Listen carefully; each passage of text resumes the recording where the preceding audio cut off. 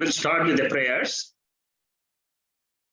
Om Bhadram Karnebhi Shruniyama Devaha Bhadram Pashye Makshabhiryajatraha Stirairangaihi Stuštuvagum Sastanobihi Vyashema Devahitam Vyadayuho Swasti na Indro Vrittashravaha Swasti na Pusha Vishwavedaha Swasti Rastakshorarishthanemihi Swasti no Brihaspatir Dadato Om Shanti Shanti Shanti.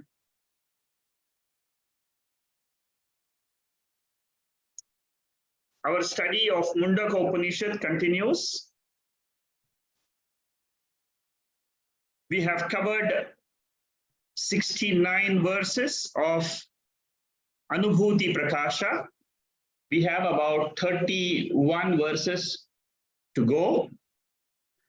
This is a very intensive study of Mundaka Upanishad, and we are using the material of Swami Vidyaranya on this Upanishad. Very intensive study, and if you have gone through these talks on Anubhuti Prakasha, you will really enjoy them. Every Upanishad gives us clues. The search of a seeker is to know who am I.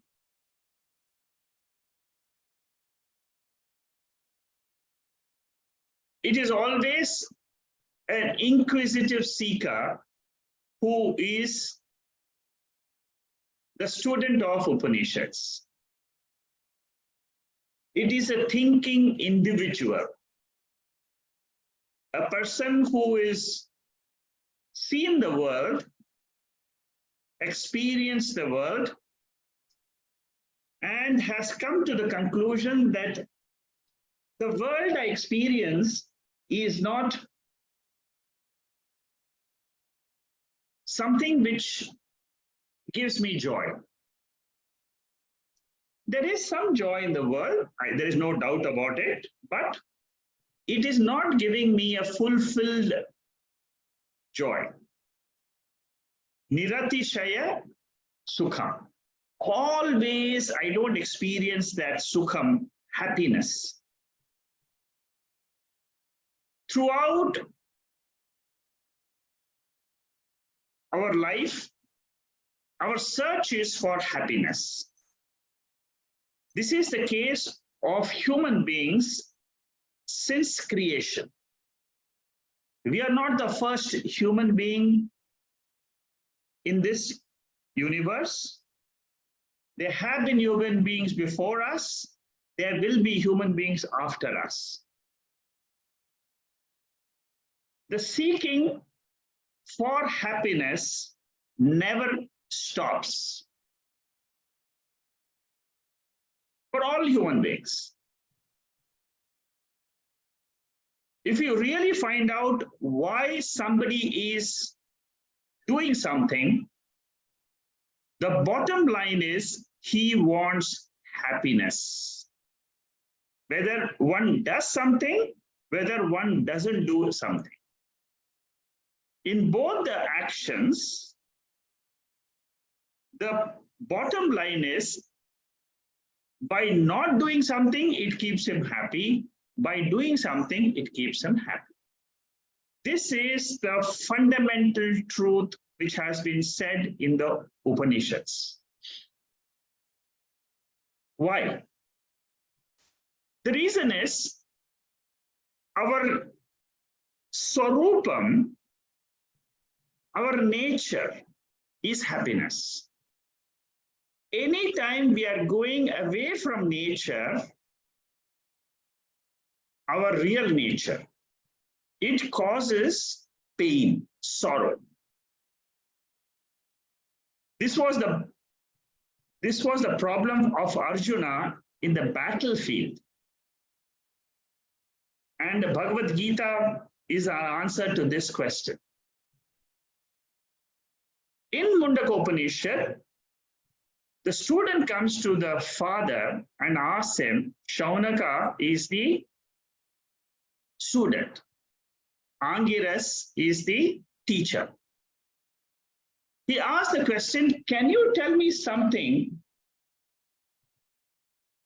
by knowing which I can get permanent happiness in this world? Because knowledge is something which gives us happiness. And intellect is always joyful when it finds answers to the questions.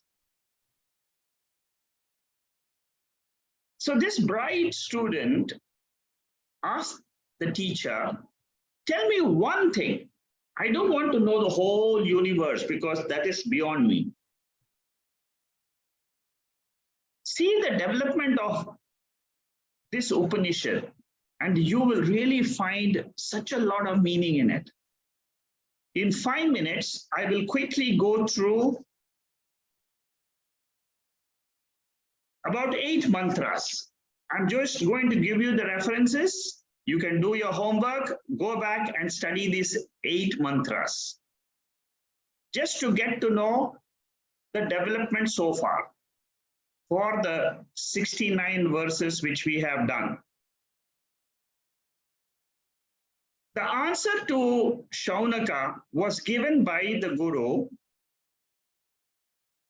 in the first chapter, first section, 7th mantra.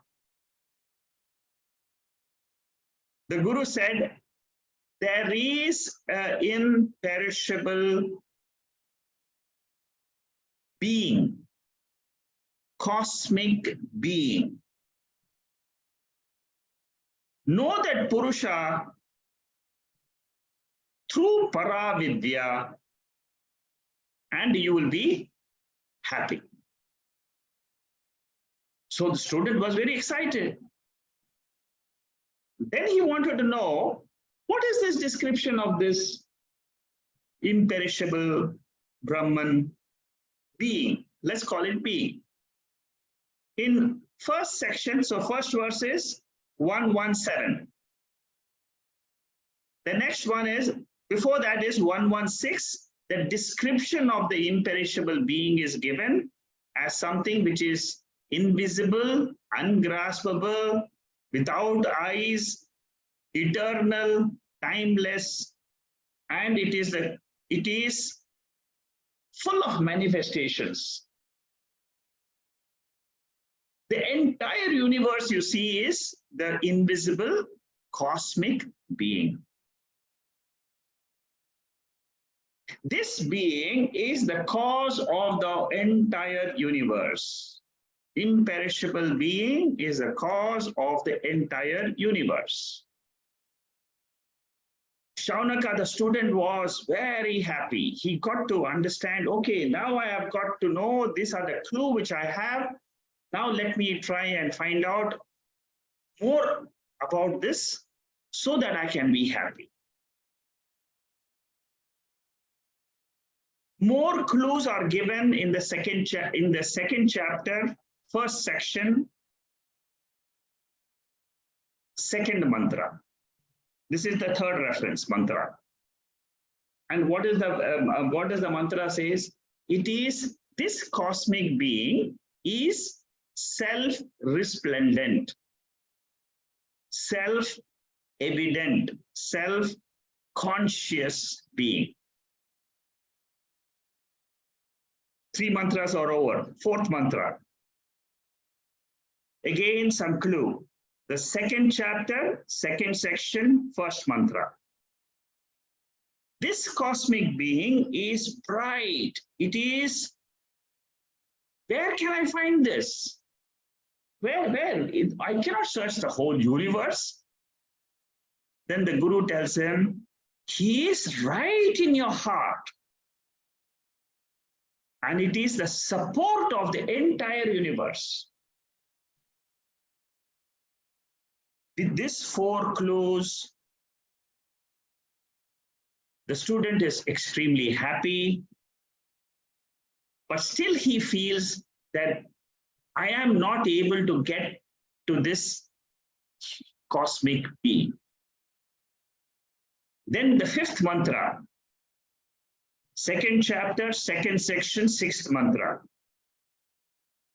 The teacher has a lot of sympathy for the student, but he knows the student can get it.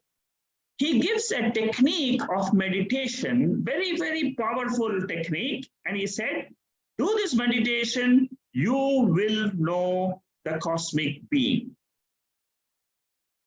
And he gives Pranava Omkara meditation. This is the fifth mantra. This is the fifth important mantra. Second chapter, second section, sixth mantra.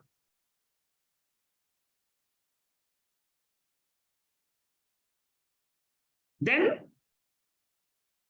the sixth mantra for reference, important mantra, is the student wants to know that there is some knot in my heart, in my intellect, I am not able to figure out. Can you explain this to me? So the teacher is asking. Then the teacher says, yes, now you have come to the basic problem of all the human beings, which is called as avidya grantihi. This is explained in the second chapter, second section, eighth mantra. You break this knot, you will be set free. Moksha is your award. The student got very excited. Oh, I must break this knot of avidya, kama, karma. Ignorance of the self, desires in the intellect, actions which are following the desires. These are the three strands by which this ahankara, the ego, is stuck in this body. Oh, teacher, let me get rid of this ahankara, the ego. This is really troubling me all throughout my life. This ego, this is a problem for all of us. It never leaves us. This is the law of the cosmos. Every ego, jiva, takes one body, satisfies one set of desires, again takes another body, again fulfills some desires. But this knot of avidya which is there, the knot of ignorance about the self which is there, is causing a lot of problems. Then the seventh mantra comes, important mantra, second chapter, second section, ninth mantra. Again, some descriptions are given. You want to break the knot? Yes, yes, but don't try to break the knot directly. You will not be able to. Keep your attention on the cosmic being. And slowly you will find that your mind is getting looser and looser. The moment it becomes a little loose, then you can immediately come out of it, break it. Again, some clues are given in the second chapter, second section, ninth mantra, stainless. That cosmic being has got no karana shariram. It is pure. You and I have got punya and papa, but that cosmic being is pure at heart. So the student starts meditating more and more. Then you meditate on the nature of Atma. With these indicators, what happens is our mind gets purer and purer. When the mind becomes more pure, what happens is that we are able to handle the mind. We are able to see the mind. We are able to hold the mind and untie the mind. And this is where we stopped last week with a very beautiful mantra, which is coming in this is the eighth mantra, which is chapter 2, second chapter, second section, the 10th mantra. Na tatra suryo bhati na chandra tarakam nema vidyatho bhanti kuto yamagrihi. This is another important clue given by the teacher to Shaunaka. That mantra we are going to study a little bit more detail today.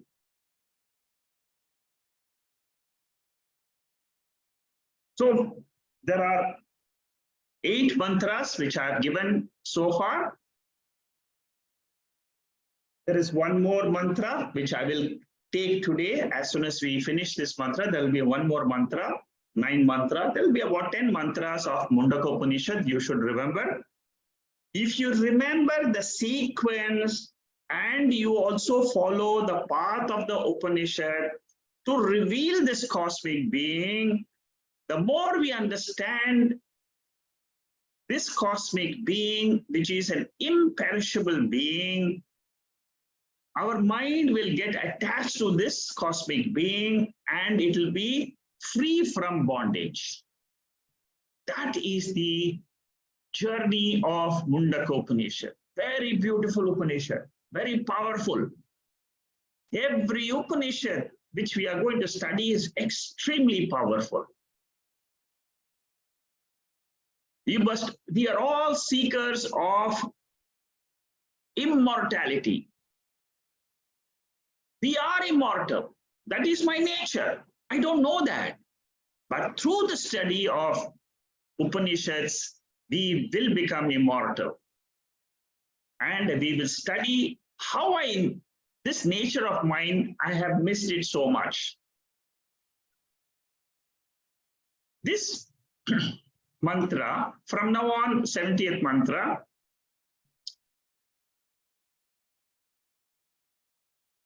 I will go a little bit faster because you have got the full gist. The sun and other luminaries which manifest the objects of the world are not capable of manifesting Brahman. What does this mean?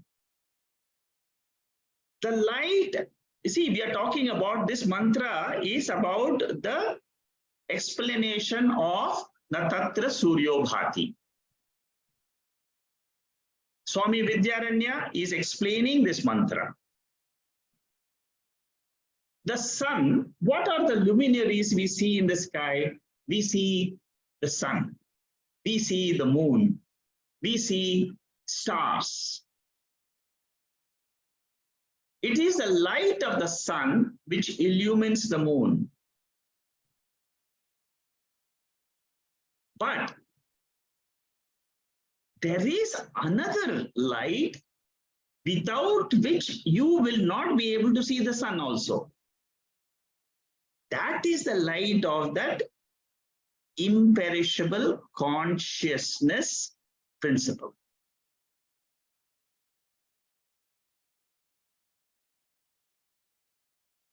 When that light is there, it will manifest the sun also. Without that conscious, pure Brahman or pure being, even that Surya will not be manifesting. That is the message of this mantra. That means what? That cosmic being which is in the heart of my intellect, that is the light which is shining in the intellect. It is always there. It is imperishable. It is always there. It is nityaha. It is immortal. It is ever there. But what comes and goes? My mind wakes up, goes to sleep. Wakes up, goes to sleep. Wakes up, goes to sleep. It's like the on-off switch for experiencing the universe. What is the on-off switch? The switch is my mind. But behind the mind, there is a light always, always, never, never going off. that light which is always there in the sleep state, in the waking state, in the dream state, illumining my mind, which manifests the universe, which unmanifests the universe, that light is the cosmic being. I'm sure you all get it. That light never goes off. That light of consciousness is the ultimate destination for the spiritual journey. That is what Vidyaranya is bringing it out. Mundaka Upanishad, in the 11th mantra of the 2nd chapter, it says, this immortal Brahman, this light of consciousness, this cosmic being, the pure being, it is below, it is in front, it is in the right, it is in the left, it is all pervading.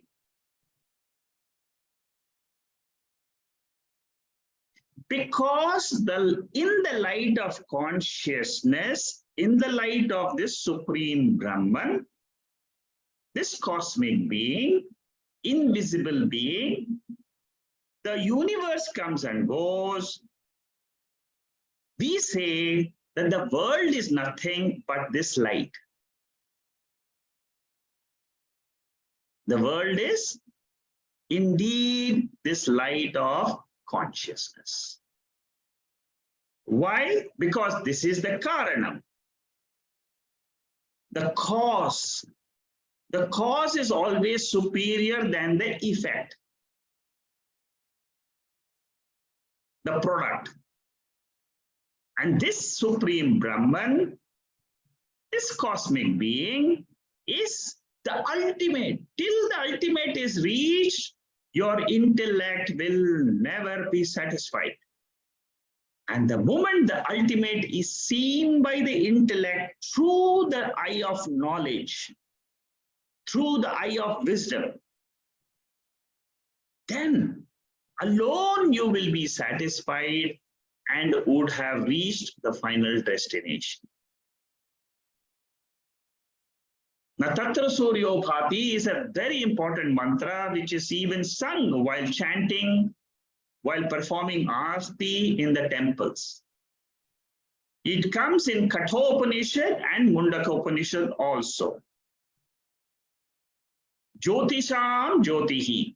That is what it says in chapter 229 of Kathopanishad. 229 of also of this Mundaka Upanishad, not 22 of Kathopanishad, in 229 of Mundaka Upanishad. Jyotisham Jyoti is also there in the Bhagavad Gita.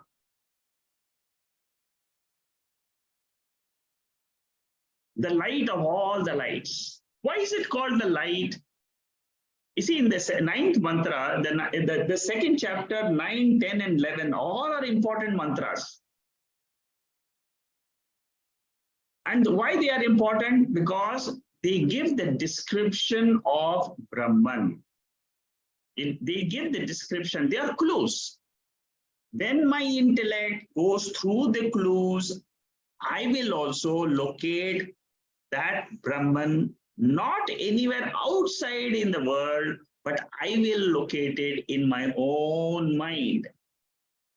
The searching place for God is not in the world outside, but God is there in all our hearts.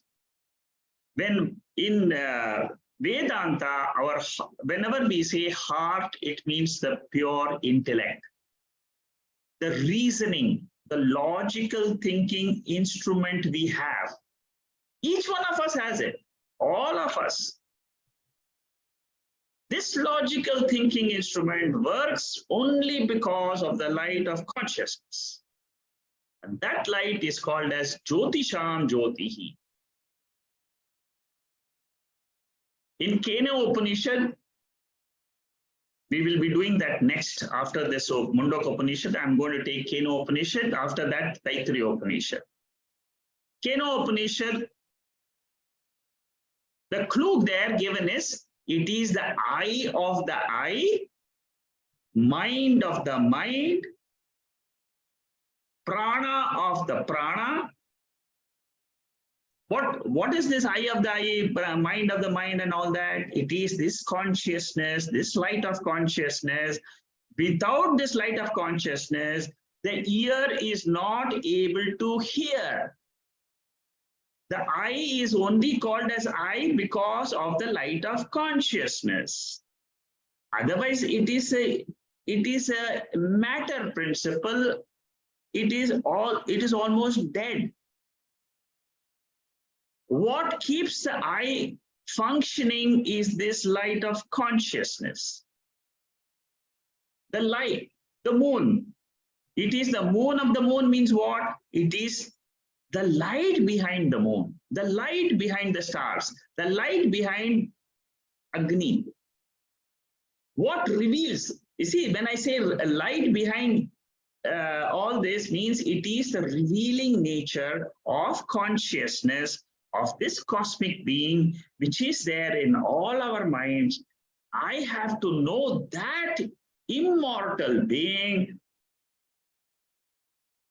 knowing which all my doubts about Atma will be gone.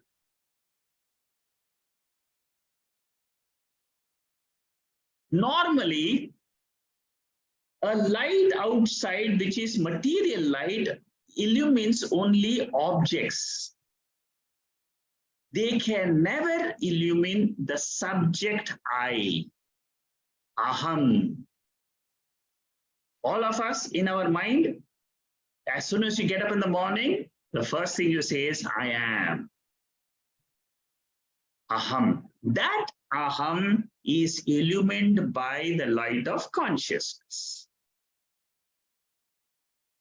All the other lights illumine anatma. They cannot illumine atma.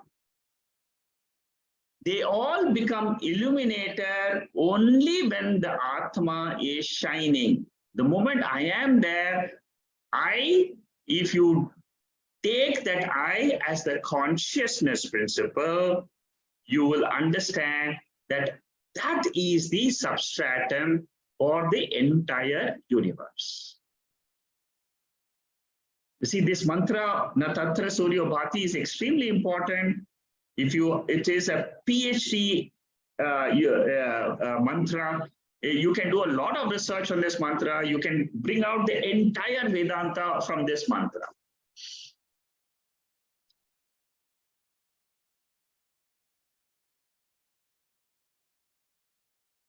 So, it is this consciousness. Minus this consciousness, all lights are irrelevant and worthless. I am that light. Each one of us have to say, I am that pure light of consciousness, which illumines this mind of mine. The mind then becomes conscious. It illumines the body. It illumines the universe. Without me, the consciousness, there is no universe. You must get convinced of this. The day you get convinced of this fact, which has been revealed by the Veda, you have completed your spiritual journey.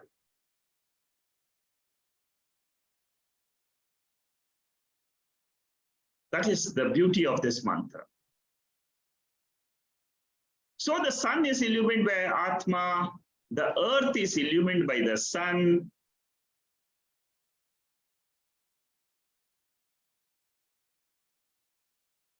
Therefore, by knowing this one consciousness, I will know the entire universe. And this consciousness is an existent principle. Don't think it is not there. First, you accept that Veda is revealing something which is there, but my eyes can't see it. My mind cannot understand. But through the Veda, through these mantras, my mind gets the power to get this Atma, Brahman revealed. That is the God principle in all of us. That is the God principle in the entire universe.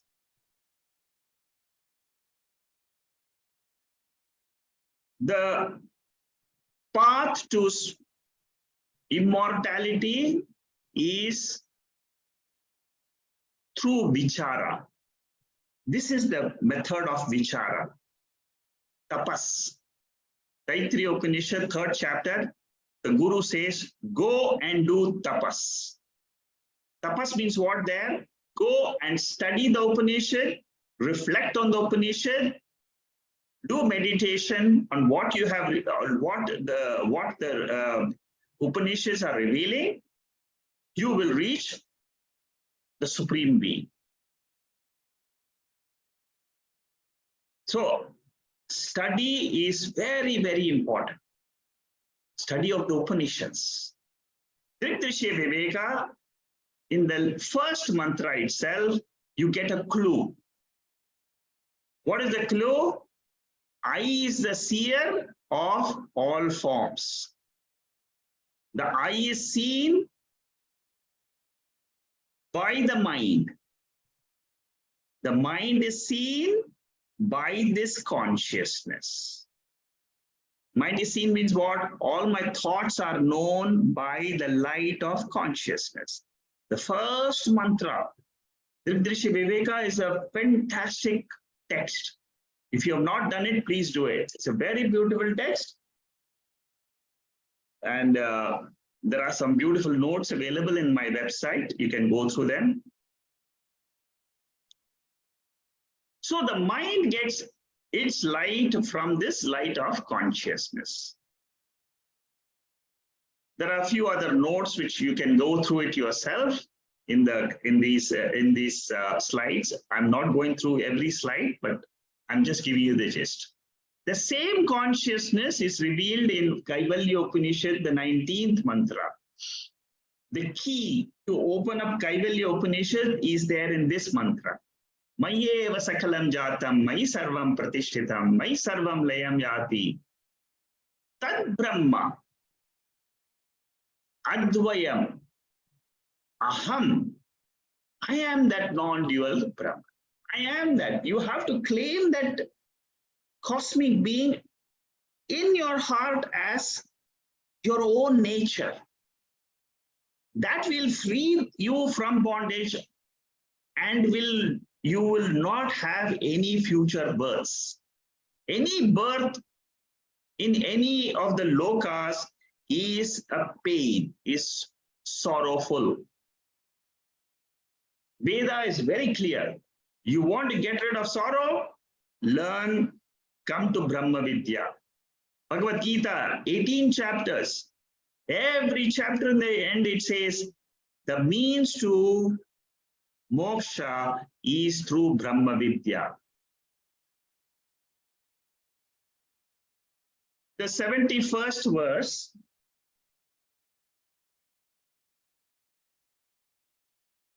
is a clue given by Vidyaranya. You see, all these mantras are very beautiful mantras.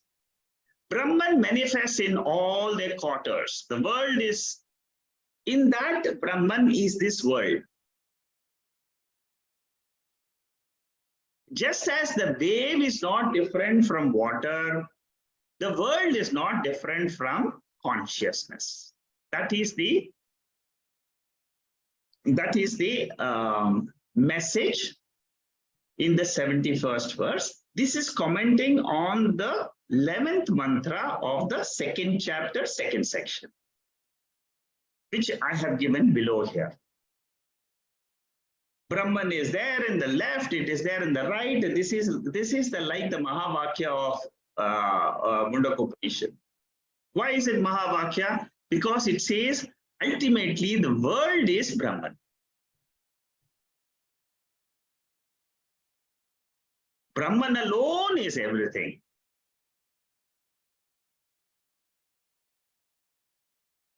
Atma is the illuminator. World is illumined. Consciousness is the illuminator. The world is illumined by consciousness. But you should not forget that there is no, the nature of this consciousness, it is non-dual. it is accepted that there is Dvaitam in the beginning stages of a student. Dvaita means what? I am the subject, I am experiencing the world which is different from me. There is a Bheda. There is a division between me and the world. That is our starting point. Dvaitam is the starting point for all of us. The waking world and the dream world is in Dvaitam. Later on, when we study the Upanishads, we understand that the world is matter. It doesn't have consciousness.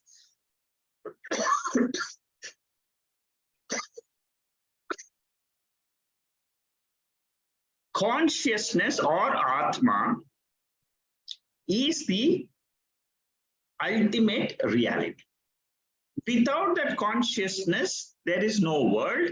Therefore, we say the self or Atma or Brahman is Advaitam. There is no Dvaitam ultimately.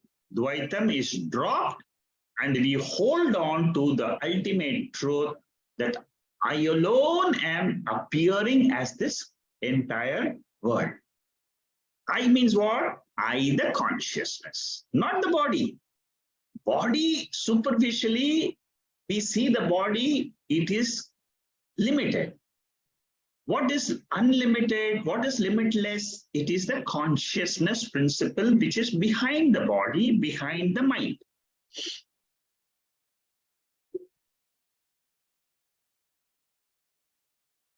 So, Drishti Srishti Vada, Drishti Srishti Vada and Srishti Drishti Vada. These are two different schools of thoughts.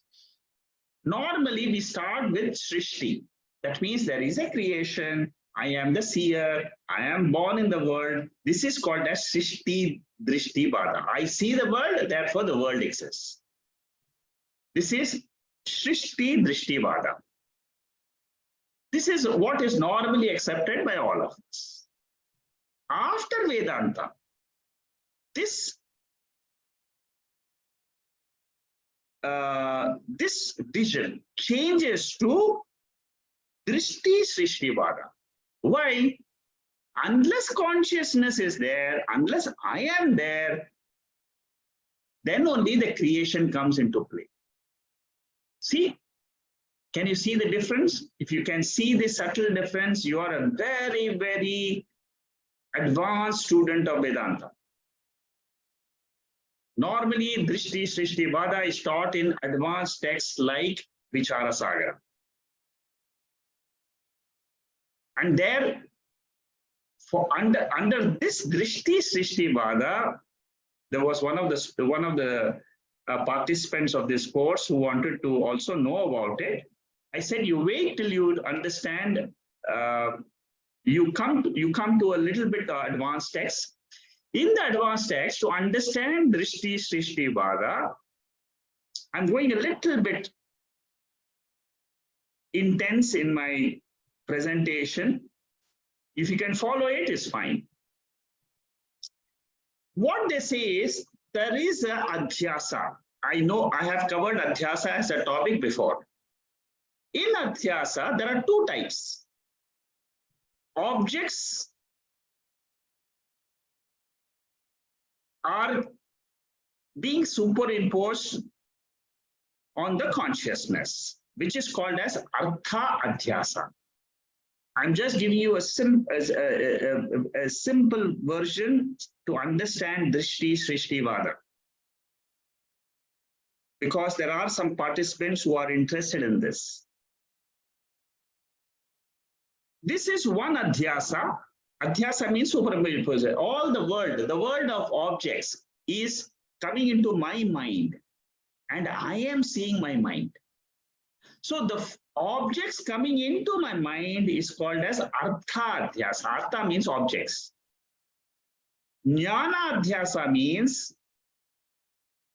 I am that consciousness, that mind is also superimposed on Sakshi.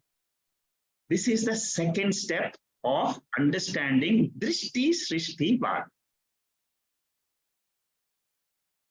Okay. Therefore, if I understand this superimposition, I will have untied the knot of avidya. Because I have reached my destination. I am that consciousness principle in which there is no world, but this world is coming and going. It is only an appearance, it is an upadhi, but the upahitam, the chaitanyam, the consciousness which is there in the world is the reality. This is the method of revelation of consciousness in the advanced tech called as Vichara Sagara by Drishti Srishti Pada. Okay? Okay. Adhyaropa Apavada is a simple thing. This is a methodology which is being followed here. What is Adhyaropa method? Step number 1. Atma, Anatma, I try to discriminate. Atma is the light of consciousness, Anatma is the world. So world is superimposed on Atma. This is taught to a junior student. The waker and the dreamer are different. That we all know. That is at the beginner's level. After Veda, after the study of Upanishads like Mundaka Upanishad, what we should say, this Adhyaropa, I have understood, is only a stepping stone to understand the world. The second lesson is Apavada. What is the process in Apavada? It is this consciousness alone which is appearing as the world. The world is an appearance in consciousness. So that is the message of the final step in Vedanta. And Anatma has got 5 features. I'm going a little bit depth. See if you can just understand the logic behind it. These are the type of lessons which we learn in advanced texts, but I want to give you a sample so that your mind starts thinking a little bit more deeply.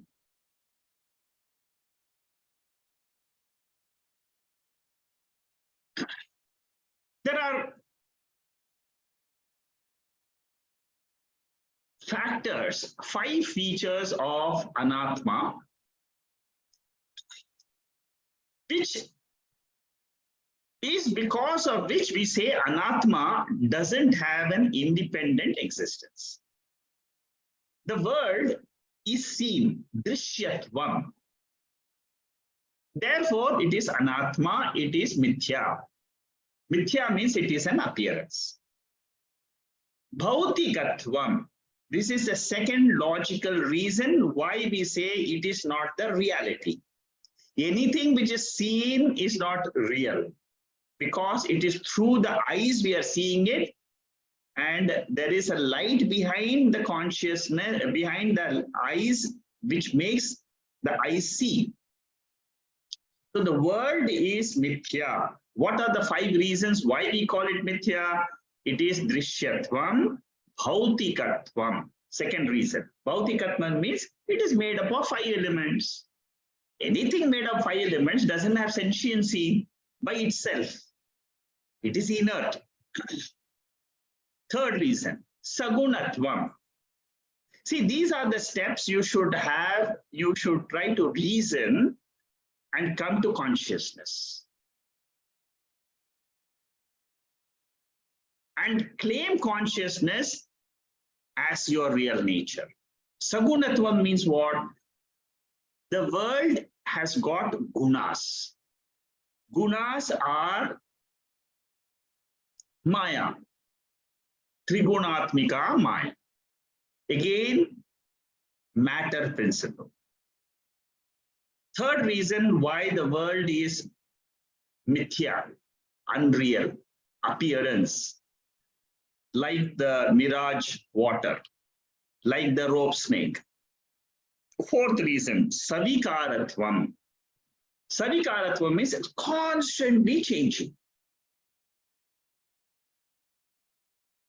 Everything in the universe is constantly changing. You don't know.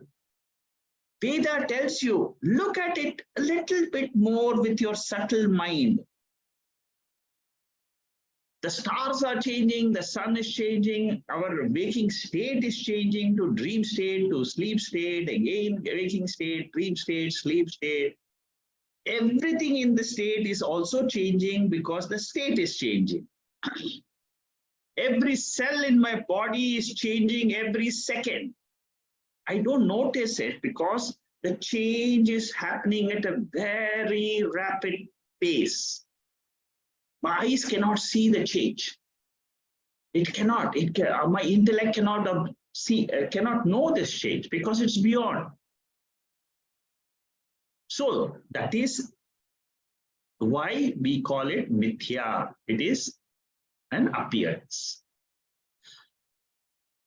Agama pahitva. The world comes in the waking state, it goes off in the sleep state. Again, it comes in the waking state, world goes off in the sleep state. Therefore, because of this drishyatvam, bhautikatvam, sagunatvam, savikaratvam, agama pahitvam, because of these 5 features, the entire world, which is called as anatma, is mithya. It is an appearance. What is the reality? Brahman, the consciousness principle, which is a changeless principle, immortal principle, beyond time, beyond space. If I want to describe that, how will I describe? I take the opposite of these 5 features of anatma. Adrishyatvam, abhautikatvam, agunatvam, avikaratvam, anagama pahitvam are the opposite features of Atma. Why do I discuss all this? Because my mind, intellect, unless until it understands the logic of Atma, the logic of Advaitam, ultimately Advaitam alone is the reality.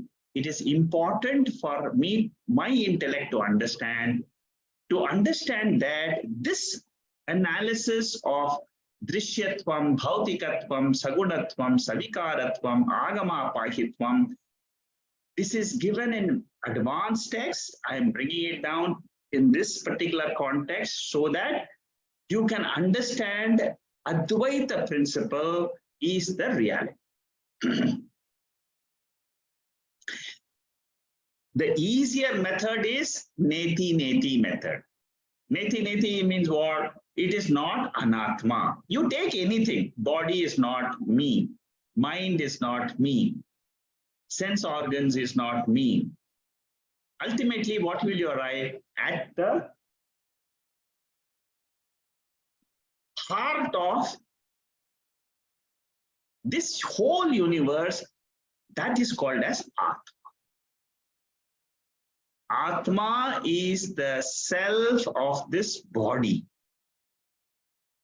And the self of the entire universe is given another name called Brahman. Brahman is the Atma of the entire universe. In Brahman, I am also included. So the methodology is to arrive at the self and the Atma of the entire creation. And Mahavakyam is something which reveals this Atma by differentiating with Anatma.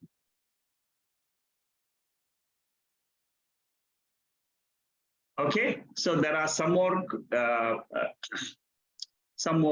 analysis here.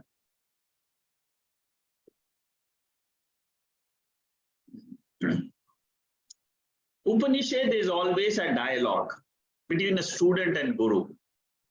Shaunaka and Angiras, that is Mundaka Upanishad. Nachiketa and Yamadharmaraja, the Lord of Death, in Katha Upanishad. Bhrigu and Varuni. Varuni is the teacher. Varuni Devata. Bhrigu is the student. Rishi. Bhrigu Rishi. Ashwalayana and Brahmaji. We have studied this in Kaivalya Upanishad. In Prashna Upanishad, there are 6 disciples, and Pipalada is the teacher. So this way, there is a dialogue between the student and the teacher. In this dialogue, the reality is revealed. It can be known only through this dialogue. The world is an appearance in consciousness. This is the ultimate lesson we should learn. I'm going to the ultimate teaching of Upanishads. Without this consciousness, there is no universe. That is why we say, Aham Brahma Asmi. I am that pure Brahman. This Brahman is Amrutam. Purasta. Amrutam means immortal. This particular mantra, 2 to 11, is the Mahavakyam of Mundaka Upanishad. It is there. Brahman is everything. That is why it is called as Mahavakyam. Brahman alone appears with different Nama Rupas. Sarveshu Diksheshu Tatu Bhati. It illumines everything. That Brahman alone is evident. Natatra Surya, that light of consciousness, now the Upanishad connects with the universe. So inside the Buddhi is Atma, outside in the world is only the same Atma called as Brahman. So in this world, there is nothing else, but there is Brahman alone. That is the Karanam of the entire universe. Like clay. If you know clay, you will know all pots. Big pots, red pot, yellow pot, green pot, large pot, small pot. Similarly, if you know pure consciousness, pure Brahman, you will know the entire universe. See, Mundaka Upanishad started with this question. What is that, my Lord, knowing which all this becomes known? Can you remember that question which we studied in the first section, first chapter, third mantra, which led to all this study of Mundaka Upanishad? 3 sections, three chapters are there. In each chapter, there are 2 sections. In the second chapter, the first section, Brahma Satyam Jagan Mithya, by Srishti Prakaranam was discussed. In the second section, which we are discussing now, Jivo Brahmaiva Naparaha is being discussed. Okay, so I'm not, this is a revision part. I'm not, the topic of creation and all that, which we have discussed. I will skip this portion. This is, if you want to revise, you can go through these slides. It will be useful to you only for revision. Okay, now the next mantra is, it is an example taken by Swami Vidyaranya. What he says is, water pervades all waves. Okay, all waves are nothing but water. Similarly, this Brahman, this God, this consciousness pervades the entire universe. If you have realized Brahman in your own mind as the light of consciousness, All what you have to do is just close your eyes and tell yourself, Aham Brahma Asmi. I am that light of consciousness. After having studied Upanishads, suppose you have still not got the message. Study the Upanishads. I told you 9 mantras. Study those 9 mantras again and again, again and again. Take it for revision during our break. Study. Make it your own. Let that consciousness come into your own life. You realize that consciousness. Meditate, contemplate, think about it. Vichara, do vichara. That is the tapas. The greatest tapas is vichara. In Jnana Yoga, that is the greatest tapas. So many tapas is there. Fasting, not drinking water, not sleeping in the night. Different types of tapas is there. But what is the greatest tapas? Taittiriya Upanishad, 3rd chapter. Bhrigu not Bhrigu it is in Bhrigu 3rd chapter, in Taittiriya Upanishad, Varuni, the teacher, tells the student there, the greatest tapas, do tapas again and again. In that section, the student was asked by the guru to go and meditate, contemplate again and again. On what? On the reality. So knowing water, I will know wave, bubble, river, lake, ocean, tsunami, everything is water only. What are the names? Bubble, river, lake, ocean are all names for the same water in different forms. Ring, bangle, chain, small ring, small chain. All these are what? Name and form. What is the reality? Gold. This everybody will understand. Similarly, in this world, the whole world of name and form, divisions are there. But divisionless reality is only one. And that is my real nature. I am that reality. That is the message Vidyaranya wants to give by this example. Okay? So with this, the 2nd chapter is over, being covered by Vidyaranya. Okay? Vidyaranya now in the 72nd mantra, he has finished the 2nd chapter, 2nd section. How many chapters are there in Mundaka Upanishad? 3 chapters. How many sections are there in each chapter? 2 sections. Roughly about 10, 11 mantras in each.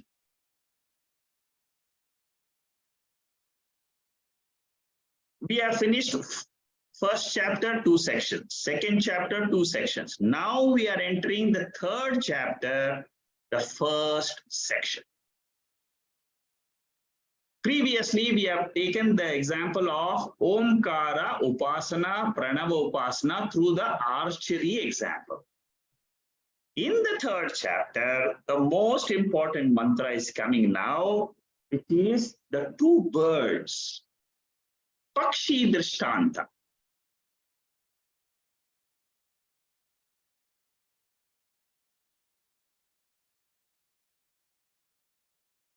This is one of, let's start with this 73rd verse. In the 73rd verse, another clue is given. And what is the clue? The clue is Brahman is partless. Partless, it is divisionless. If you have parts, you will have divisions. My body has different parts. Trunk, head, legs, hands, fingers. These are all different parts of the body. Because the body has parts, there are divisions in the body. But Sunlight, no parts. It is akhandam, one effulgence. Space, no parts. Like that is this Brahman. That is what the Upanishad wants to convey.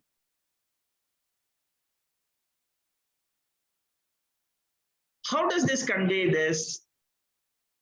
It conveys through an example. When we go through the example, you will understand how I should learn this, how this divisionless, pure Brahman has to be realized with the help of the bird's example. Akhanda Ekarasam Brahma. Ekarasam means homogeneous mass of consciousness. It is not a consciousness where there is different, divisions. It is not like intense, there is bright consciousness, there is dull consciousness. No. There is nothing like that. One consciousness. Sajatiya, vijatiya, swagata, veda rahitaha. How do we explain this akhandam, divisionless in Vedanta?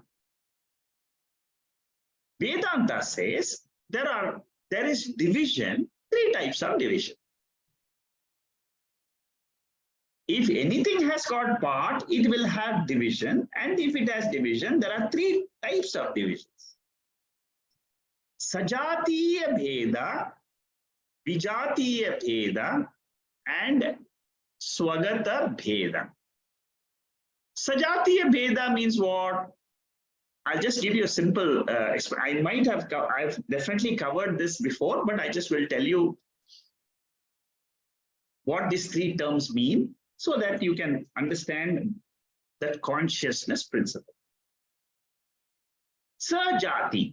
Sajati means a tree. Suppose you take a tree.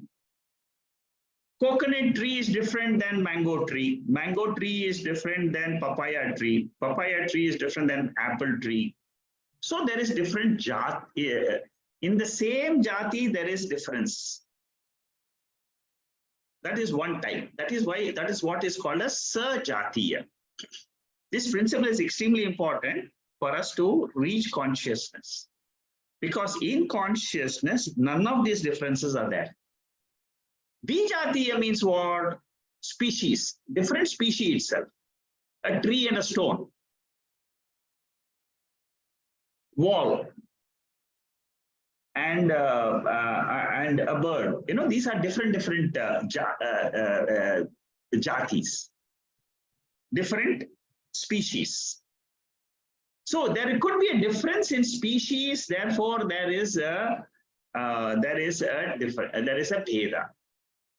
Third type of division is third is called as Swagata Bheda. Swagata Bheda means what I described as, in a tree there is a branch. In the branch there are leaves. In the tree there are fruits. They are all different. It is in the tree itself there are differences. That is what is called as Swagata Bheda. In the body there are differences. In the tree there are differences. In Brahman there is no difference at all. No Sajatiya Bheda, no Vijatiya Bheda. Why this whole discussion will come in Chandogya Upanishad when I take Sadeva Saumya Vidamagrasi Ekam Eva Advitiyam Brahma. That is the definition of Brahman given in Chandogya Upanishad. I will discuss this whole Sajatiya, Vijatiya, Swagata Bheda in Chandogya in a very big detail. I'll cover that. I just wanted to give you a glimpse of it. When I meditate on my nature, I should know that this consciousness has no division in it. Therefore, I will not be able to see anything in consciousness because it is without parts. Being without parts, it has no division. Because this has no division, it has no death, because it is just one. It is ekam, advitiyam, non-dual. It is the only, there is only one, like you have space, only one space is there. So similarly, there is one consciousness, akhanda. That is why it is called as akhanda. Khanda means division. Akhanda means no division. Undivided Brahman.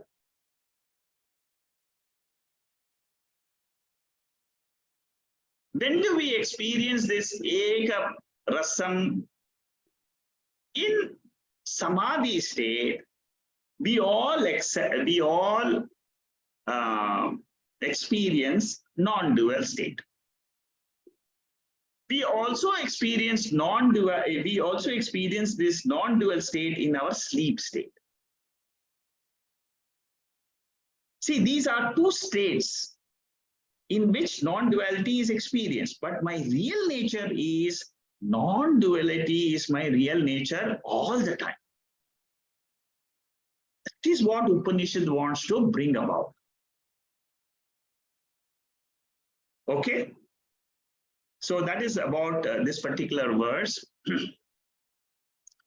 A little bit of question answer is there in this. I'm not going to the depth of it, but I'm giving you I've given you the essence behind it.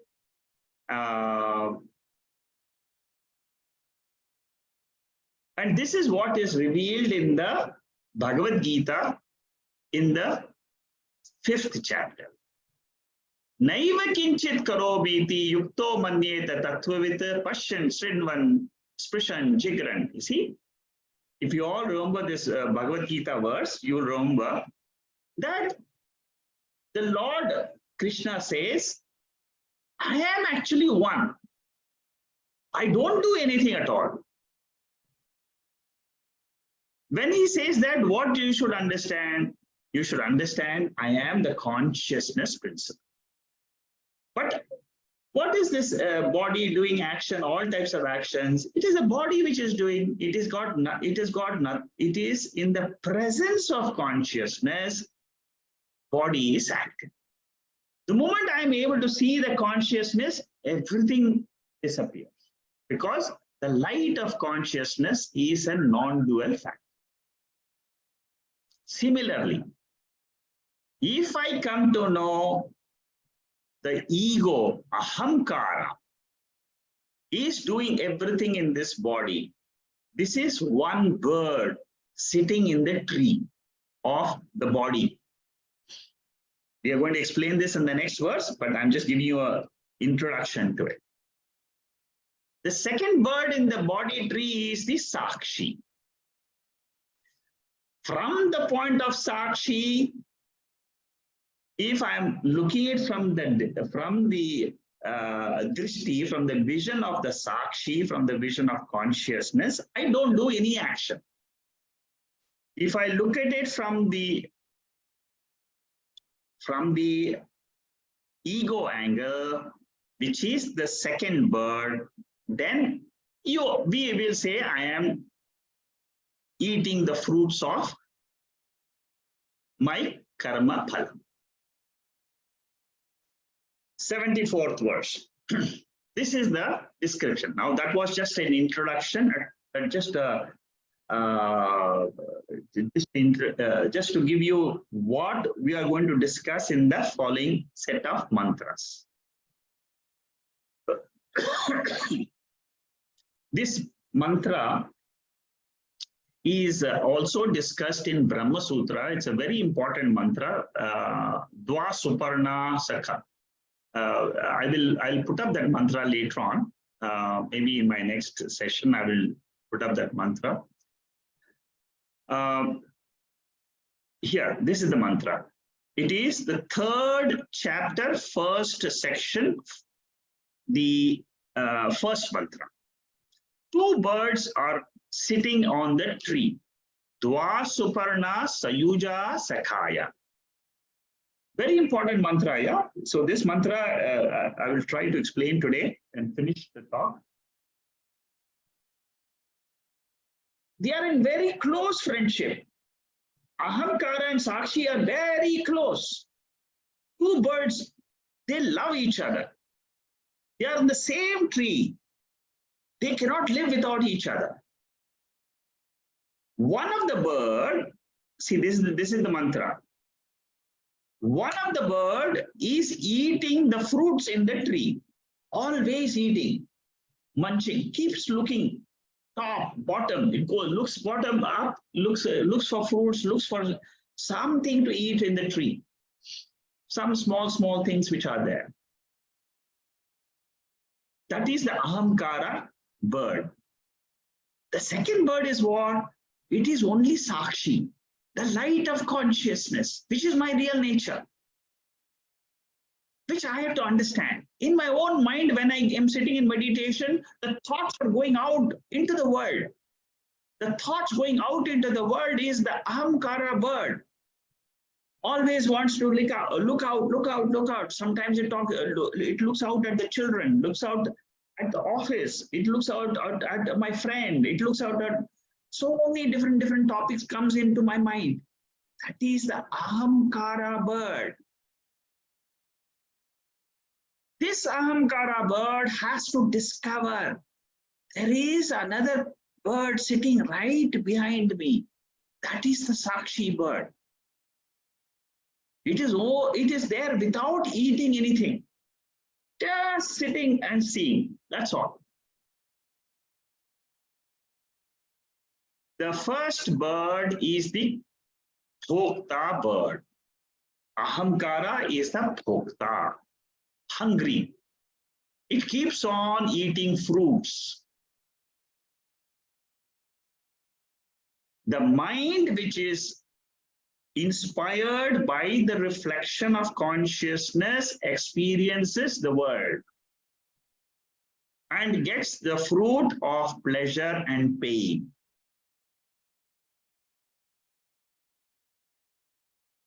Pure consciousness, which transcends the mind, is the witness. It is the second bird. Experiencer, non-experiencer in this individual body is the ahamkara. Sakshi is the witness, consciousness. Both are in the same body, in the body tree. Sakshi bird as well as the ahamkara bird. Very important mantra. You please contemplate on this. If you don't understand, you can ask me a question at the end of the class today. But it's very simple. It's very easy to understand. The hungry bird eats the fruit. Hungry bird means what? Ahamkara, which is taken, which is reflected in this body. It is using the five sense organs. It is using the organs of action to go into the world and experience what ultimately, what is this transaction leading to? Whenever we are in the waking state, there are transactions happening through the sense organs and the organs of action. But then ultimately, what do you get out of it? I am happy, I am sorrow. That is all. Our entire transactional activity of 100 years in this world is nothing but it is the transaction of the sense organs and the organs of actions with the objects in the world. Matra Sparshas to Kaunteya, second chapter Bhagavad Gita. Lord Krishna explains the whole Vedanta in that. He says, understand, Arjuna, understand. The whole life is nothing but it is the transaction between sense organs with the sense objects. Both are sagunaha. It is interaction between one guna and another guna, that's all. And you are not that, you are the Sakshi. Sakshi is Brahman, is Abhokta. The individual is ignorant. And ignorant will call the Anatma as I. Sakshi knows I am Atma. Ahamkara knows I am the body and mind. Chit Chaya. Chit Chaya means what? Shadow of the Chit. Chaya is the shadow. Ahamkara is the shadow of consciousness. If I understand this as shadow, it is only an appearance, it is not the reality. I am the reality. Without the sun, there is no shadow. Without the consciousness, there is no shadow. There is no ahamkara. Ahamkara comes in the waking state. It becomes passive in the sleep state. This phenomena I should understand to understand Sakshi. Bimba Mukham, Pratibimba Mukham. Reflection in the mirror and my original face in my shoulders. This is an example which we use for knowing Sakshi and Ahamkara.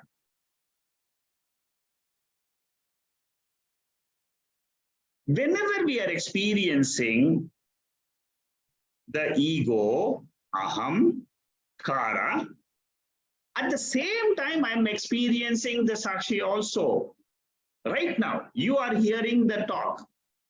You are hearing the talk, your ears are hearing, but consciousness is the one which is behind the ears. Without consciousness, your ears cannot hear. Without consciousness, my mouth cannot speak. When I look at the speaking, hearing, ahamkara, I am transactional entity. When I know I am the consciousness behind this, I am the Sakshi.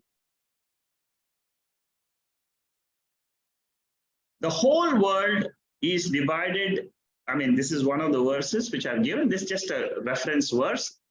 If there is only guna, which is differentiating all the world, each one's mind has got a different set of gunas. That's all.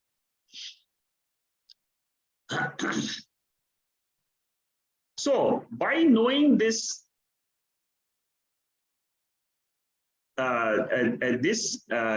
tree, this Sakshi and Ahamkara, what do I get? I come to know my real nature is the Sakshi bird. I am not the Ahamkara bird. Okay? So, with that, I think we have we have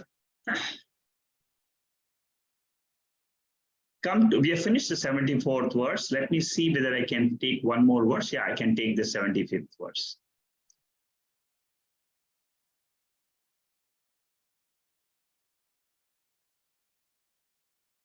This verse, number 75, this will be the last verse. I'll stop after this.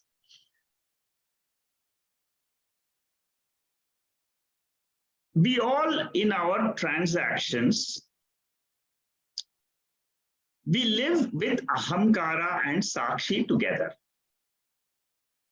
If we are able to discriminate the Sakshi from the Ahamkara, that is what is called as liberation.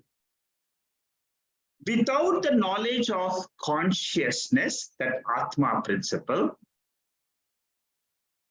we are in bondage. Before the knowledge, I am the mixture of Ahamkara and Sakshi. A layman will only know the Ahamkara part. He will not know the higher nature, which is Sakshi. Ajnani does not know Sakshi. Whether he knows or not, his actual nature is not the Ahamkara, but it is Chit. It is the pure consciousness. This mixture alone causes samsara for a jiva. That samsara is described in this bird's example. In the second mantra, we have seen the first mantra. In the second mantra, what it says is, the ego, ahamkara, is sunk in ignorance. And it is deluded. Whole day it is deluded. It grieves. And it says the whole life is miserable. But you remember this. Every time your suffering in life is always due to this ahamkara. You want to come out of it, come out of your dejection and become free. See the Sakshi bird. See that non-actionless, pure Purusha, which is that imperishable cosmic being, which was taught to Shaunaka right in the beginning by Angiras. The cosmic being. Linked to that, all what we have learned about the nature of that consciousness. The bhokta is this ahamkara. In the intellect, there is a sakshi, bhokta, ahamkara, sakshi plus this ahamkara. Ahamkara, the name is, it is given to the doer and enjoyer principle. Karta bhokta. Karta bhokta together is called as ahamkara. If I am able to know the difference between this karta bhokta, ahamkara and sakshi, that means I have seen the ahamkara, the word which is sitting on the lower branch, has started looking at the sakshi, and it will merge with the sakshi, because that sakshi is the ultimate reality. That is the essence behind this whole bird example. Okay, so with that I will stop today. Next session is on the 7th of January, as we discussed last time. We'll have a break of about 6 weeks. So if you have any questions on today's session, you can ask.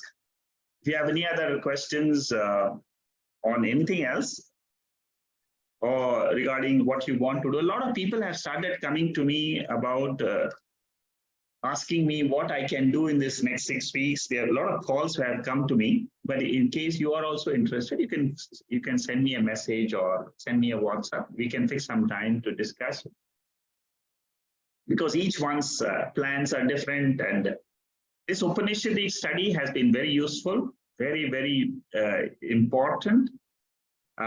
Today's session especially has been good. I could cover right in the beginning, I covered the entire spiritual journey as mentioned in the Mundaka Upanishad. The nine important mantras which I discussed right at the beginning.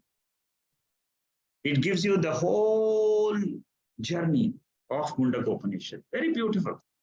In every Upanishad, the teacher always gives clues. And most of the Upanishads, you will find the clues are given for the jiva to discover his nature in the intellect, in the jiva himself, in the body-mind instrument itself. The clues are given. And for example, Mandukya Upanishad says, go and analyze your 3 states. Waking, dream, sleep. Analyze, come on. Find out what is the common element which does not change. In the 3 states, what doesn't change? The world is changing. Waking world is not the same as the dream world. Dream world is not the same as the sleep world. Sleep world is not the same as the waking and the dream world. But what is changeless? The consciousness, which is the experiencing principle, has not changed. That is called as Turiyam. That is the same cosmic being which is being discovered in Mundaka Upanishad as the imperishable Brahman. Keno Upanishad, the teacher says, Again, the same thing. In you, you try to find out. Don't go and search the whole world. In yourself, find out where is that Brahman? Where is that imperishable being? Where is that God of the religious texts? Where is that God? That God is there in you. Discover that God through Jnana Yoga. That is what we are doing. Tapas. This tapas is superior most. So Kena Upanishad also tells you the clue. Eye of the eye, mind of the mind. What is behind the mind? What is behind the prana? How is the prana going up and down? Do you think it is all going in just because of random some accident? No. There is a consciousness principle. Orderly creation. This whole creation is in order. There's an order. Every part of the creation there is order. So Kena Upanishad, I told you, the clues are given. Taittiriya Upanishad, fantastic Upanishad. These are the two Upanishads I'm covering. That's what I'm going to give you. So Taittiriya Upanishad says, look into the 5 koshas. Annamaya kosha, pranamaya kosha, manomaya kosha. Vijnanamaya kosha, Anandamaya kosha. Look into your own structural, into your own personality. There is a changeless principle. Apply the 5 factors which I have discussed today. Drishyatvam, anything seen is not your real nature. Body is seen is not real. Thoughts are seen, they are not real, they are not you. Ultimately, you'll come to the factor called as consciousness. That is you. Okay? So, thank you very much. And I wish you all a very happy holidays in the next, till we meet again. Om Purnamada Purnamidam Purnahat Purnamudachade Purnasya Purnamadhaya Purnameva Vasishyade. Om Shanti Shanti Shanti. Harihi Om Sri Gurubhyo Namaha. Harihi Om. You can go through the 3rd volume, which I have sent to you already. If you have not received it, you can write to me. I'll send this. There are 3 volumes of notes for the Upanishad, Mundaka Upanishad. And I've started with the 3rd volume already today. And I'll continue with the 76th mantra next time when we start. There are 25 mantras left, 76 to 100. Okay. Okay, let me just go through what is the messages in the chat. Santiago, good to see you again. Manikandan, if we become the Sakshi bird, will the Ahamkara bird will be survived by the Prarabdha Karma? I think what if he becomes, okay, your question is good. Sakshi bird is eternal, always there, with body, without the body, because your consciousness is got nothing to do with the body. Ahamkara has got to do with the body, with the Sthula Shariram and Sukshma Shariram. Suppose I become the Sakshi bird, Ahamkara will continue till the Prarabdha Karma is there. After that, there is no more Ahamkara. Ahamkara merges with Sakshi. This is a direct answer to your question. Any further, have you understood this, Manikandan?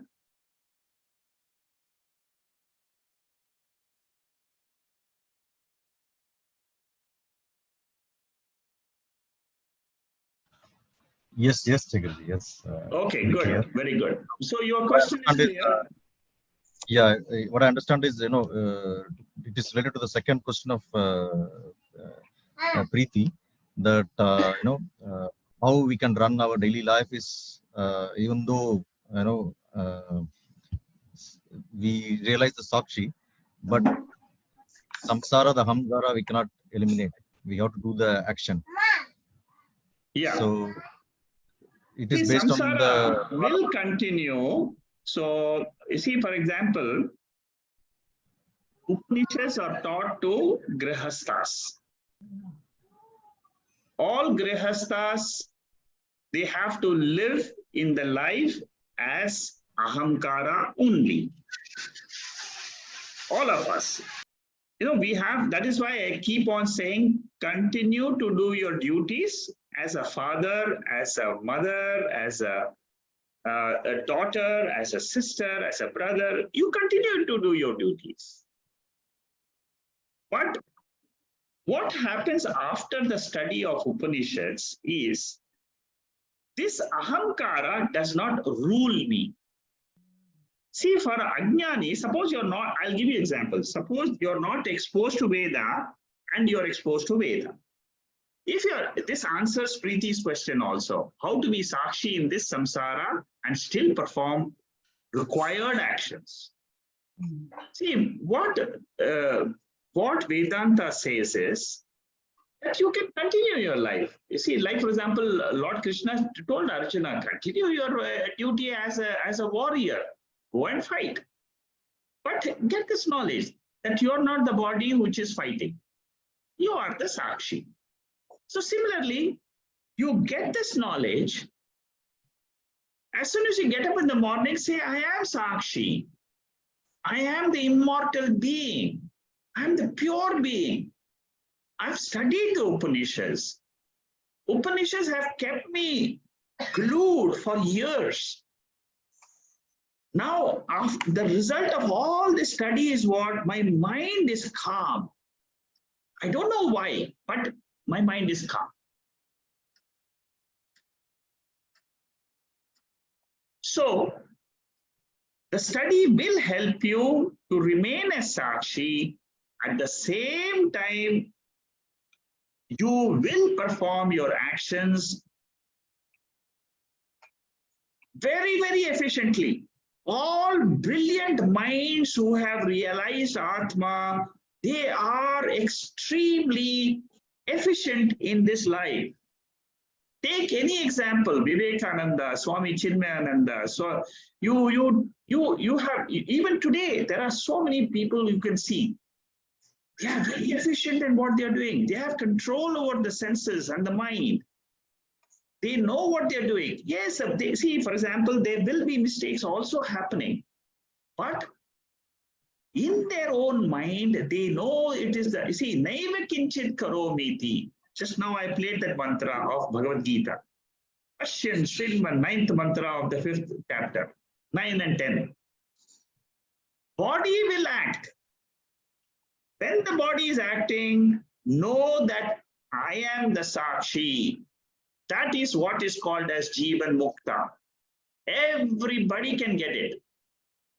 That is the Jiva Bhava, Atma Bhava. That is the difference.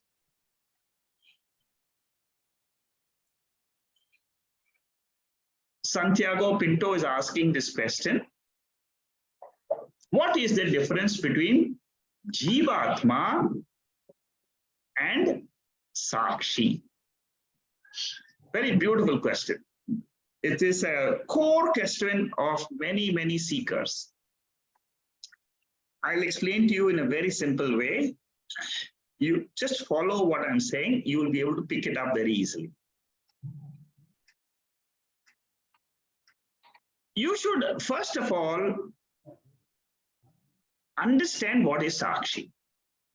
Sakshi, unless until you understand Sakshi, you will not understand the Jiva Bhava. Jivatma and Sakshi. Jiva means what? Jiva means that entity. I'm calling it entity. I'm not calling it the body or mind. There is something which is separate than the body and mind, which is living in this body.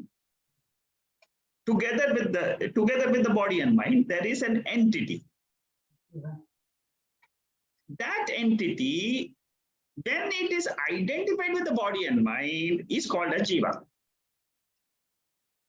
The first bird, what you got today in the Mundago example. The same entity, when it sees that it can exist independently in the sleep state, without the body and mind, identification with the body and mind, that entity is Sakshi.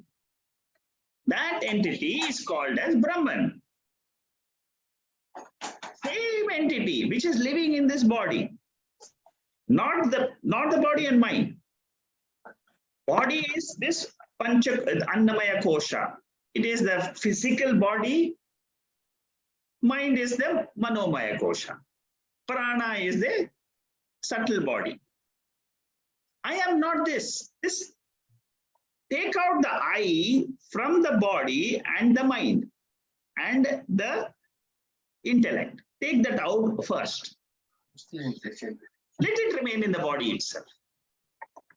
Whenever that entity is identified with the body acting, it says, okay, body is got up now, body is doing action, body is doing yoga, body is teaching yoga, body is earning money, body has got $5 million in their bank account, it's got 5 million euro in the bank account, it is body is rich, it is all body. That is what is called as Jiva Atma. To press video, right? That is what is the Jiva. The moment that entity identifies with the body or the mind or the external world of possessions, I have a big car, big house, I have so many things in life, I have a wife, I have a child, I have all these possessions are all mamakara. Ahamkara, mamakara. Ahamkara means I, which is related to the body. Mamakara is the I, which is related to the possessions. It should be under participant and not. All this is nothing but the Jiva Bhava. Now, what is Sakshi? That Jiva, when it analyzes, Shanmugam, can you just close the background talk? Like his face can see, some people can see, mine can see. There is a talk here. Can you please, mute. So, when this Jiva understands that I am the Sakshi in the sleep state, I am the witness of the mind, then what happens? That entity is called as Sakshi. Okay? So, Jiva you understand, Sakshi you understand. Now let me come to Brahman. So Sakshi is the same entity which is in the individual connected with this body mind. Is the Sakshi. What is Brahman? Very beautiful question. You have asked the essence of the entire Upanishads and the Vedanta in this one question. Brahman is given to me the knowledge from the Veda. In my body level, at my individual level, I can only know Atma, I can only know Sakshi. Sakshi Atma is the same. The self in this body that is all I can do. This is what I can know and realize. I study Upanishads. In the Upanishads, in the Mahavakya portion, you have to understand this. You have to go through the Upanishads, go through the Mahavakyas very, very clearly. And when you analyze the Mahavakya and understand the Mahavakya, you will the Upanishads will tell you that this Atma which you have reached is the Jagat Karanam. It is the cause of the whole world. This is a knowledge given to me from the Upanishads. When I get this knowledge, what happens to me? I don't call myself as the Sakshi anymore. I call myself as Brahman. I get a new name. And that is what is called as Aham Brahma Asmi. I am that reality. That reality which is being taught in the Mundaka Upanishad as the cosmic being. There is a cosmic being. The nature of that cosmic being and the nature of the self is the same. This knowledge I get from the Upanishads after clearly studying the Mahavakya. It will not come otherwise. Mahavakya is a very important study, very serious academic study, very beautifully discussed in Vichara Sagara, the 6th chapter of Vichara Sagara. Towards the end of the 6th chapter of Vichara Sagara, and in all the Upanishads, the Mahavakya portion, if you study, and that Mahavakya portion, when you study clearly, it will tell you that in your inquiry, you divide it into two parts. One part is at the individual level, the second part is at the total level. In the individual level, there is the Ahamkara and Sakshi. In the total level also, there is a Ahamkara, and that Sakshi, instead of Sakshi, it is called as Brahman. Because Brahman happens to be the substratum of the entire universe. Yeah. This self, Atma, is this Sakshi, is Brahman. Tattvamasi, you are that Brahman. You means you, Sakshi, is that cause of the entire universe. This has to be realized by all seekers. If not today, after 2 years, you have to come to this reality, this knowledge, then only your intellect will say, I have no more questions in life. What the Veda wants to give me, the knowledge I have understood, and your own intellect will say, my life is fulfilled with this knowledge. I am extremely happy, and there are no more questions, no more doubts. I can live my entire life as Atma, as Sakshi. Throughout my life, I can live, no problem. Ahamkara will still have its, a little bit of sorrow will come, joy will come, but those are all at the worldly level, at the level of the body. Jiva is equal to Sakshi, Atma is equal to Brahman. That is the perfect equation. And once you have understood this equation, you have finished your entire spiritual journey. I think you got the essence of it. Thank you. Anybody else? So we will not have any sessions. Baubai, there is no session from next week. Saturday onwards, there is no session. Next week onwards, there is no Wednesday classes as well as Saturday classes. I'm leaving Singapore on Wednesday. So I'm back in Singapore on the 21st of December. And we will resume our classes as explained last week. We will resume our classes on the 7th of January.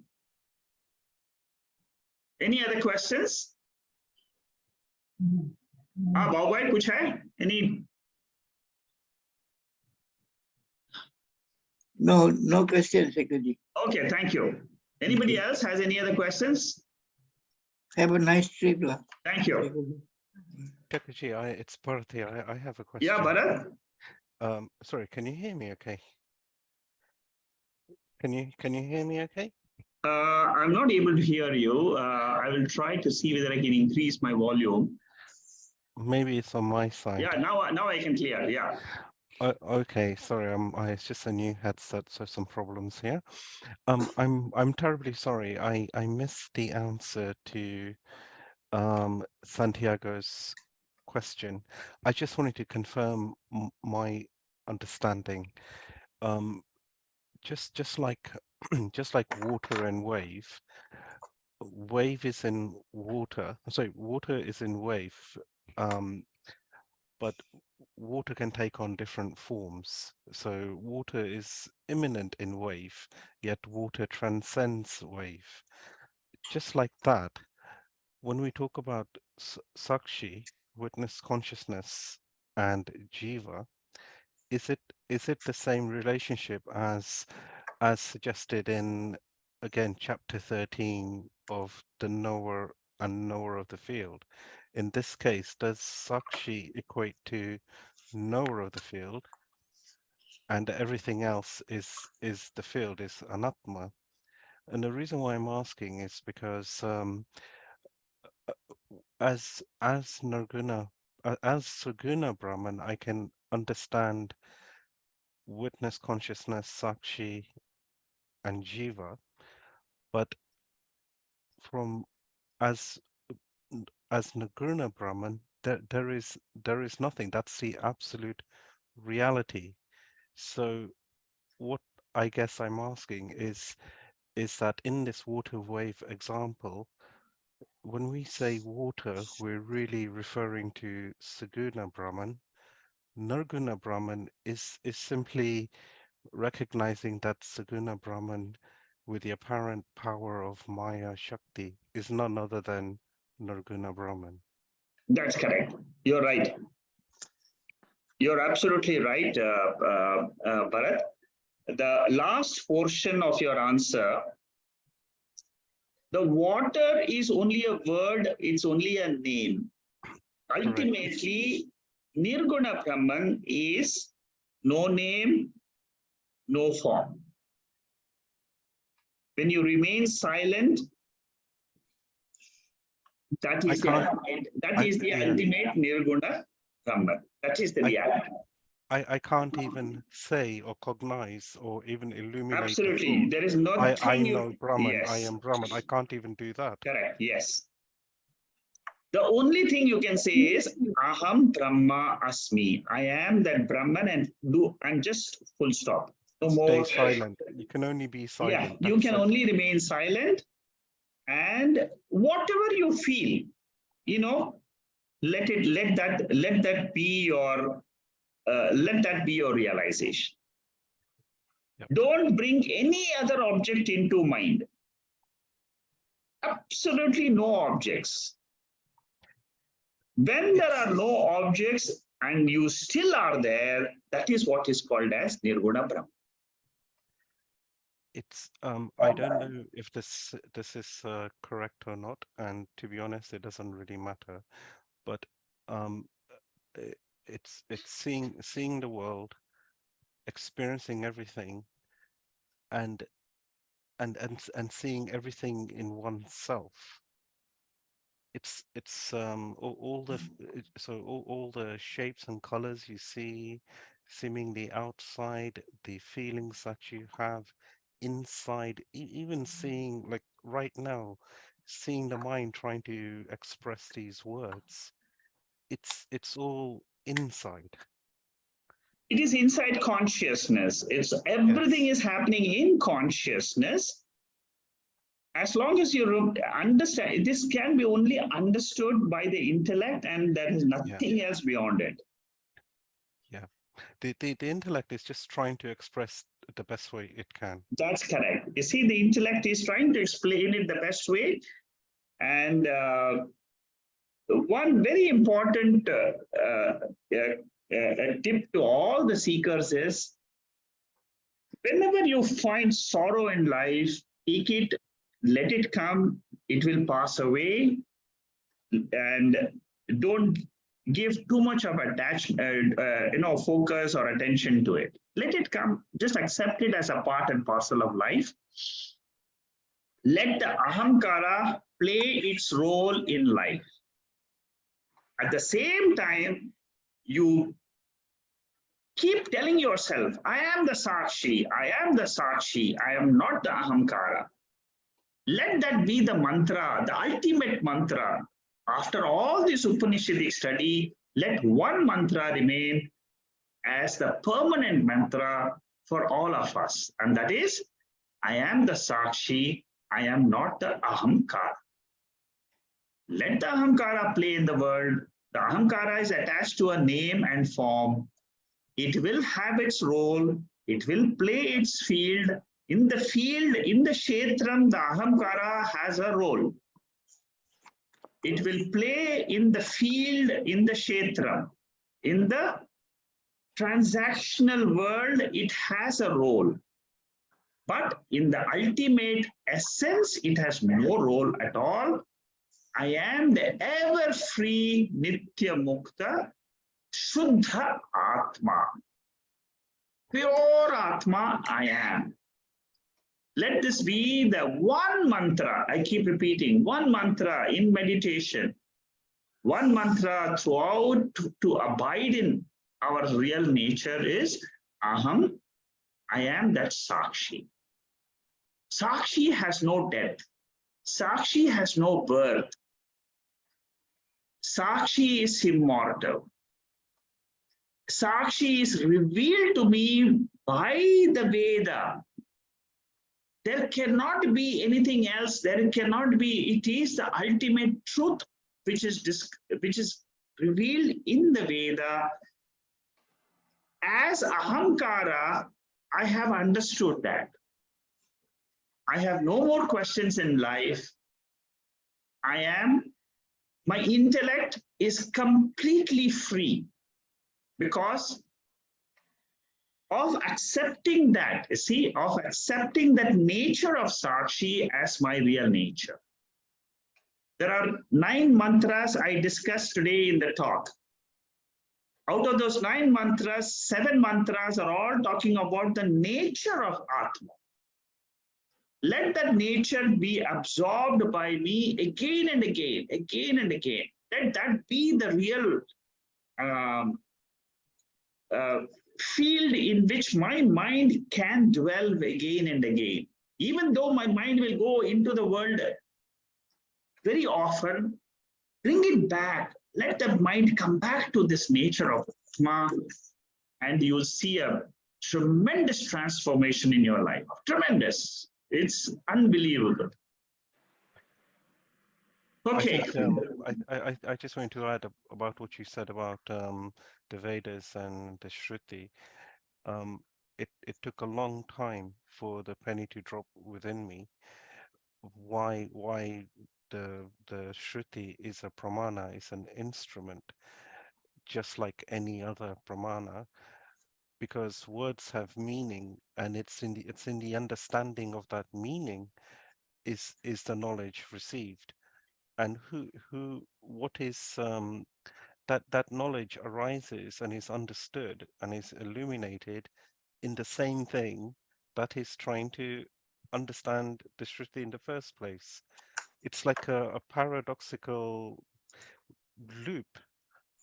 Hence, that's why the Vedas and the Shruti, it's absolutely correct. This knowledge can only be given from Shabda Pramana. Yes, you're right, Bharat. That's why it is called as a pramanam. Yep. Pramanam means it is a source of the knowledge of the subject, I. Who am I? If you want to answer that question, you have to get the knowledge from the Veda. And who gets that knowledge? It is the ahamkara which gets the knowledge that I am no longer the ahamkara in this body which is limited. I am not that ahamkara which is born, which has a date of expiry. I am the ever-existent Atma. I am the ever-existent Atma. It is that voice in me telling me I am that Atma. Till that voice tells me inside me, I am that pure Sakshi. Let that study of Upanishads continue. Okay, thank you, Bharat. And good, I'm happy to see everybody. And even people from the US have come. Ganesh and Sumana are both here. Because of the time difference, I think there is a difficulty in joining. But you have the videos of the talk. You can listen to it and catch up with today's talk was very good. It was very important. Go through the recordings when you get the time. And I wish you all also a very happy New Year and happy holidays wherever you are. And to the best of your knowledge, continue the spiritual study and wish you all a very, very happy New Year. Thank you, Hari Om. Thank you so much. Happy New Year. Happy Thank New you, Year to all of you. And I will see you on the 7th of January. Thank you. To you. Happy New Year. Thank you, Bye-bye. Shekhar Thank ji. you. Happy holidays. Yeah, thank you, Preeti. Happy holidays. Thank you. See you soon. Okay, bye.